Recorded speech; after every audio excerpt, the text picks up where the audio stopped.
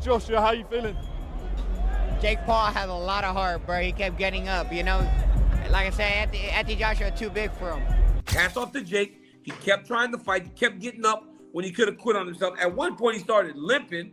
It looked like that was the moment he was going to throw in the towel and say, you know what, I'm done. I'm injured. I'm hurt. I don't want to do that. But hats off to him. He got up and he kept fighting. Like, minus the actual victory, of course. But, bro, like, no one expected him to last 6 rounds with AJ. In my opinion, he won 4 of them. People will argue that. He at least won 3. He fought with a broken jaw and a sprained ankle. Still, he kept fighting.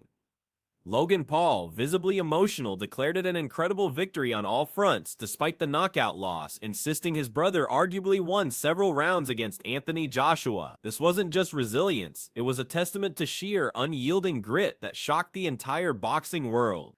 How could a YouTuber turned boxer push a former heavyweight champion to such limits, enduring devastating blows and a shattered jaw, yet still inspire such pride and claims of moral victory? The fight was a spectacle, but the true drama unfolded in the unexpected endurance and the bold post-fight declarations that instantly ignited a firestorm of debate across professional boxing circles, challenging conventional notions of what a win truly means in the brutal sport. The narrative shifted instantly from an anticipated mismatch to a legend of unexpected courage. Do you think you fought the right fight? Sure, you're fighting AJ, man. Maybe not the best game plan. Should have thrown a little bit more strong jabs. Conditioning, though, that's really what it got to. What impressed you about Jake Paul tonight? Obviously, it was a brave and tall task, but look, what did you make of it? You know, kudos to him, man, stepping up to the plate like that. You know, a lot of people could boo. He was killing the clock, but he did his thing. I would like to see Jake Paul come back again and really fight somebody his size. Who should he fight, though? Like, who are the names he should fight? He wants to fight a real boxer. He's gone from A to Z. Who's that middle ground for him? Nah, yeah, for sure. Whatever works, man. Whatever they got in mind. I think that definitely anybody from top 15, top 10. You know? Is that a fight in the future for you? Obviously, he was going to fight Tank Davis. You're around that weight level. Did you see yourself in the ring with Jake Paul at some point? Hey, man, anything's possible nowadays. Anything's possible. For Anthony Joshua, what should he do next? Anthony? Oh, Tyson Fury, baby. Tyson Fury. Do you think, although you said I know Jake was moving, but do you think the onus was on Anthony Joshua to get him out of there in 1-2 rounds to say, look, I'm a former 2-time heavyweight? Yeah, ideally you would expect him to take him out that quick, and I think that's why Jake Paul fought the way he did, man. So, did it hurt AJ's legacy that he didn't get him out of there sooner? No. Nobody, not even the most optimistic fan, expected Jake Paul to last 6 rounds with Anthony Joshua. Many boxing pros, including Teofimo Lopez, openly praised Jake's courage and heart for simply getting up multiple times after taking heavy hits from a fighter significantly larger and more experienced. This wasn't just a physical challenge, it was a mental battle against overwhelming odds, and Jake's ability to absorb punishment and keep coming forward became the fight's most talked about takeaway. His perseverance reshaped the conversation around his legitimacy as a boxer, forcing even skeptics to acknowledge a certain level of commitment and fortitude. The sheer defiance of expectations was undeniable, causing a ripple effect through the sport. It's helped him a lot. Now it's like for everybody in certain areas, it's like good riddance. The glaring size difference between Anthony Joshua and Jake Paul was a critical factor that many, like Joe and Rolly Romero, immediately highlighted. Joshua was simply too big for him, fighting in a weight class well above Jake's natural cruiserweight. Romero emphasized that Jake was operating at a distinct disadvantage, yet handled the challenge impressively, rising 3 to 4 times despite taking heavy hits. This physical disparity magnified Jake's perceived bravery and underscored the immense pressure he was under, making his endurance even more remarkable in the eyes of many seasoned fighters. The physical mismatch set a stage where survival itself was considered a significant achievement. Yes, AJ is subject to the same criticism today. Yes, cool. But if someone doesn't want to engage with you, it takes rounds. It's not an excuse to say, oh, he was running, that's why I didn't perform well. Like, you can't say that, because at the end of the day, moving around the perimeter of the ring is a tactic in boxing, and it's effective, right? So you can't say, oh, because he's moving too much, I didn't look good today. Because you're supposed to know how to counteract it. But it never kills the fact that it takes more time than if someone meets you in the middle of the ring ready to scrap. We had an interview on my media day. I said, Oscar, you could survive with me if you decided to get in and run. And I said I couldn't. And you said you couldn't. Yeah. It was I a know the 20. premise of what you're. It was a yeah. 22-foot ring, which is one size down from the biggest ring you can get in boxing. An Olympic size ring is 24 foot, 24 by 24. This was 22 by 22, meaning that if you operate on the perimeter, I now have a job of finding the mouse before I get them in the trap. That takes rounds.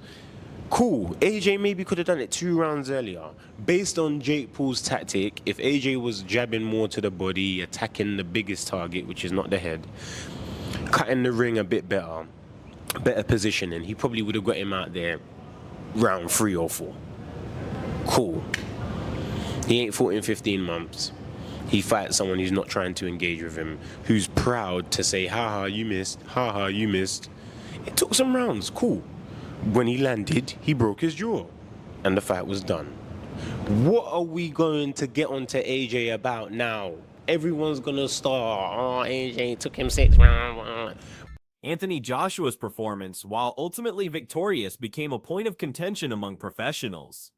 Teofimo Lopez quickly stated that Joshua didn't damage his legacy, but others weren't so sure. The debate wasn't about the outcome, which was widely predicted, but about the manner in which AJ secured the win. Critics questioned why it took 6 rounds, fueling discussions about Joshua's approach and whether he truly showcased the dominant form expected of a former world champion. The scrutiny added another layer of complexity to an already surprising fight, casting a shadow of doubt over AJ's execution.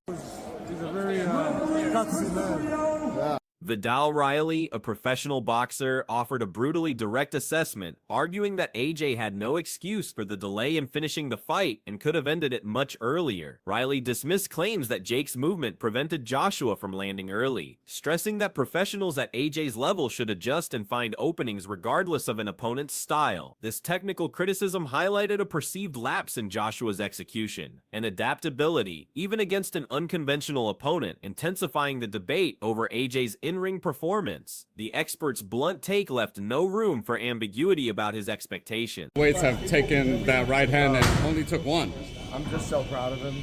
That was incredible. In my view, that was a victory on all fronts. Right. Like, minus the actual victory, obviously, of course, but bro, like, no one expected him to last 6 rounds with AJ. In my opinion, he won 4 of them. People will argue that he at least won 3. No one expected him to last that long. Rolled his ankle, broke his jaw, still fucking fighting, man. Like, that's toughness. You know, most people wouldn't have the balls ever to step in a boxing ring in their life. He stepped in a boxing ring with one of the baddest men on the planet, who's 40 pounds heavier than him and 6 inches taller. That's insane.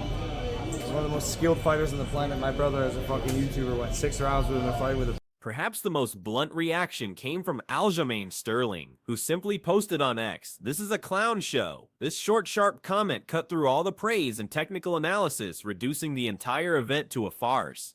Sterling's unapologetic dismissal underscored a significant divide in professional opinion, with some viewing the fight as a legitimate challenge and others seeing it as pure entertainment devoid of serious sporting merit. His words served as a stark reminder that not everyone was buying into the narrative of Jake Paul's boxing evolution. Wow, I think the Jake doing an amazing job, you know, and the big responsibility is for Joshua, not for Jake, you know, but the people need to respect Jake, you know, and imagining Jake little big and having more time to training for this fight. You know, I think Jake improved a lot. The people need to respect him. I don't say that only because I'm fight here in a company, but it's because Jake, the people need to respect Jake, you know. I mean, every single fight go inside the ring, everybody needs respect. Jake Paul's coach, BJ Flores, provided an insider's view, revealing the meticulous survival strategy planned for the fight, Flores explained that the primary goal was to get to the middle part of the fight and avoid Joshua's most dangerous early rounds. This tactical approach involved keeping the big man turning to prevent him from loading up on punches and strategically picking spots rather than engaging in a head-on brawl. It unveiled a calculated defensive game plan designed purely to extend the fight and survive the initial onslaught, confirming that Jake's performance wasn't accidental but deliberate. I always said you got to respect Jake for taking that fight. The outcome was the outcome everyone expected. It just took a lot longer than people thought, and credit to him for having a game plan which by any means necessary was to survive for as long as he did. So he did well. He did well. Joshua was going, I think he was stiff and going for that knockout, trying to find an opportunity to get the knockout. Jake played it perfectly. He was running pretty much all night long, which was why he was so tired as well. And then I think he got coached by Merab because he was going for a double leg or a single leg a few times. No, he was he clinched Joshua whenever he'd get in range, and then he'd fall down, but it wasn't a knockdown, but it wasn't a slip either. He'd kind of just, so it was odd. But whatever he did, it didn't look pretty, but it was a good tactic to stay in the game. So, at the end of the day, forget the actual fight. What you'll remember is Jake Paul got knocked out by Anthony Joshua, and you'll remember that Jake Paul got knocked out by Anthony Joshua in round 6, not round 1 and 2. So, fair play. Do you respect Jake Paul more now after seeing him fight Anthony Joshua like that? I think everyone's got to respect him the moment, and I've said mostly really positive things that he's taken that fight. He took that fight in the first place. The controversial tactic of clinching and going to the ground was also part of Jake's strategy. According to Flores, he noted that against a big guy like Josh, fighters often get pushed down in clinches, a move common even among heavyweights like Vladimir Klitschko and Tyson. Jake intentionally went down a few times, allowing the referee to break them up, effectively resetting the action and preventing Joshua from landing powerful follow-up shots.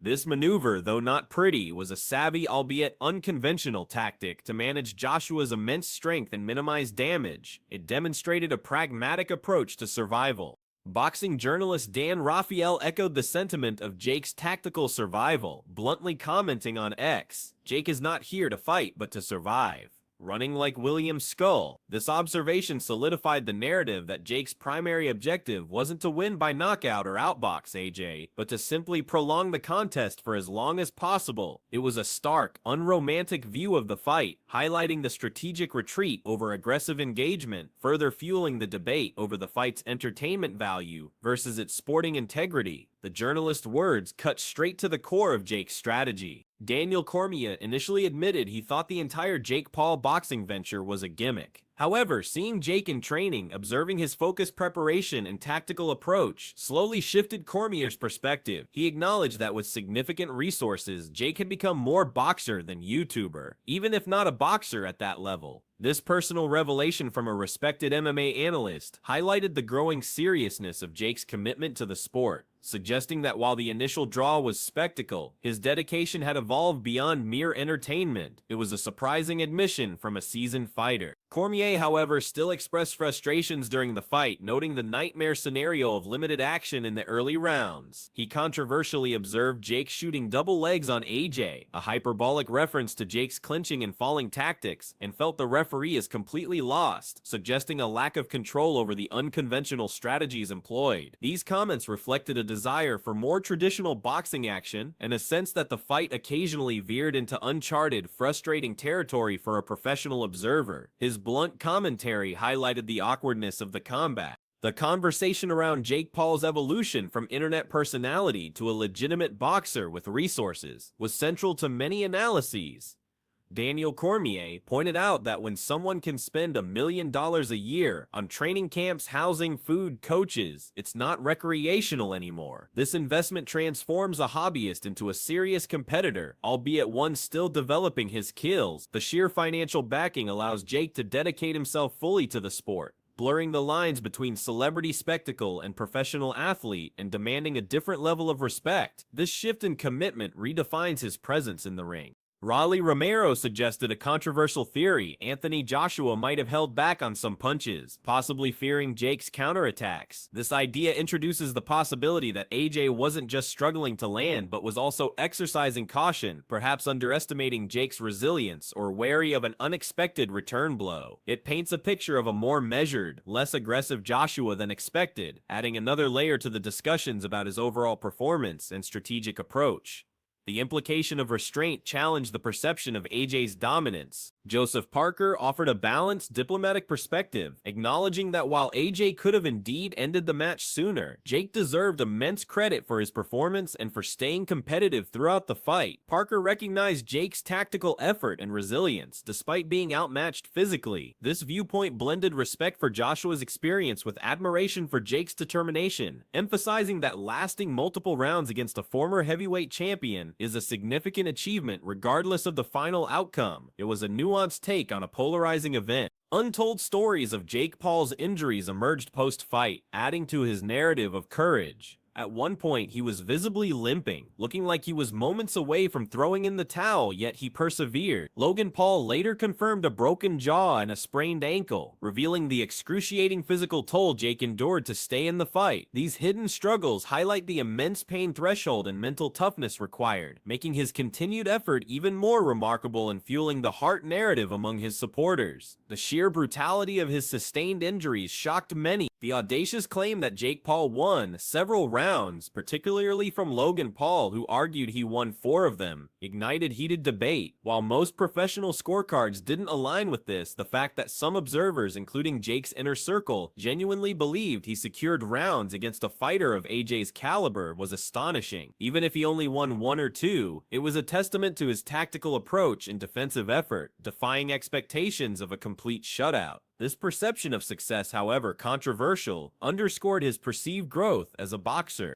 A chilling detail revealed by Daniel Cormier after speaking with Logan Paul was the complete absence of safeguards or parameters to protect Jake in the ring against Anthony Joshua. Logan confirmed it was a straight fight, implying Jake willingly stepped into a situation with no special considerations for his relative inexperience. This stark reality emphasized the immense courage it took for Jake to face AJ, fully aware of the potential for severe harm, and further cemented his reputation for boldness in the boxing world. The sheer lack of protection was a sobering realization. The consensus among pros like Teofimo Lopez and Daniel Cormier quickly turned to what's next for Jake Paul, suggesting he needs to step up and face opponents closer to his size to truly test his skills. The advice was clear: move away from novelty fights and challenge legitimate boxers within his natural weight class. This push signifies a desire for Jake to further legitimize his boxing career by engaging in more competitive and appropriate matchups, moving beyond the spectacle toward genuine sporting contests. The demand for more balanced fights now defines his next step. For Anthony Joshua, the immediate call was for an undisputed clash with Tyson Fury. When asked what should he do next, the response was a resounding Tyson Fury, baby. This clear demand from the boxing community signaled a desire for AJ to move past the Jake Paul fight and immediately pursue the biggest challenges available in the heavyweight division. The fight with Jake Paul, while a win, served as a mere stepping stone toward a legacy-defining confrontation that fans desperately crave. The path forward for AJ is now unequivocally set. Technical analysis of Joshua's performance pointed to areas for improvement, even in victory. Experts suggested AJ could have utilized jabbing more to the body, attacking the biggest target, and cutting the ring a bit better for a more decisive, earlier finish. These critiques highlighted that despite the knockout, Joshua's execution wasn't flawless, and that there were tactical adjustments he could have made to counter Jake's evasive style more effectively. It was a reminder that even top-tier fighters are constantly under scrutiny for their technique. Joey Knight focused on Jake's mindset, observing that Jake genuinely believed that he was going to win the fight and had tactical things going on here that he wanted to shield from cameras. This insight into Jake's mental approach underscored a deeper level of preparation and self-belief than many anticipated. It suggested that Jake wasn't just showing up for a paycheck, but truly had a strategic game plan and the confidence to execute it, performing well given the extraordinary circumstances. This mental fortitude was as impactful as any punch. Bams Taylor praised Jake's survival and execution, and acknowledged he followed a solid game plan, displaying impressive composure against a physically superior opponent. While the outcome was expected, Jake's ability to last multiple rounds and challenge AJ's technique deserved recognition. This perspective highlights how preparation and resilience are crucial, especially when disadvantaged, and that Jake's performance reflected growing skill. The fight, despite the knockout, served as a powerful testament to strategic planning and an unexpected measure of success in the boxing world. It marked a turning point in his career narrative. The Anthony Joshua vs. Jake Paul fight, with its blend of unexpected resilience, tactical controversy, and raw professional critique, ultimately became a defining moment for both men. It left us questioning the true metrics of victory and defeat in boxing, highlighting that heart and survival can sometimes resonate as profoundly as a decisive knockout. Was it a clown show or a legitimate display of evolving boxing talent? Perhaps it was both. A spectacle that forced the sport to reevaluate its boundaries and acknowledge the sheer audacity of a social media star stepping into the lion's den. The lasting impact is undeniable.